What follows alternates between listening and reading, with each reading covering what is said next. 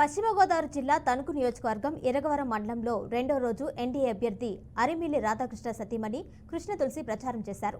రాధాకృష్ణను గెలిపించాలని కోరుతూ ఇంటింటి ప్రచారం చేశారు. వైసీపీ మేనిఫెస్టో ప్రజలు నమ్మే స్థితిలో లేరని కృష్ణ తులసి అన్నారు. టీడీపీ కూటమి ప్రవేశపెట్టిన మేనిఫెస్టో సూపర్ 6 పథకాల ద్వారా అన్ని వర్గాలకు మేలు జరుగుతుందని ఆమె వివరించారు.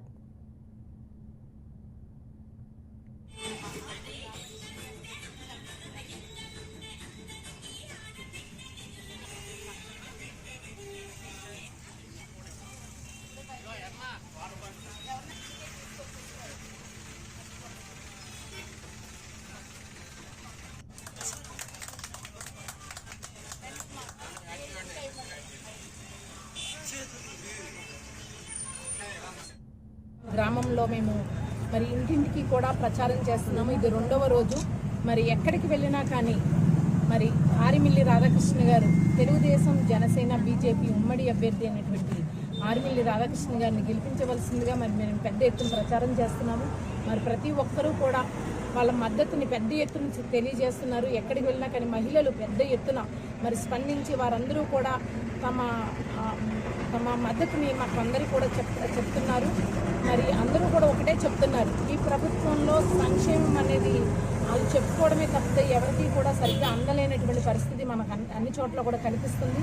సంక్షేమం అనేది అరాకొర సంక్షేమాన్ని ఇచ్చి మరి రాష్ట్రంలో ఎన్నో అప్పులు చేసి సంక్షేమానికి కూడా ఆదాయాన్ని సృష్టించకుండా మరి అప్పులతోటి ఎంతకాలమైన సంక్షేమం ఇస్తారు.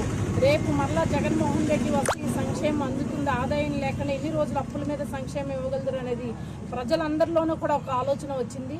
మరి అందరూ కూడా ఒకటే చెప్తున్నారు, అభివృద్ధి, సంక్షేమం అనేది రెండూ కూడా జరిగితేనే రాష్ట్రం పురోగతి చెందుతుంది అనేది అందరూ కూడా భావిస్తున్నారు.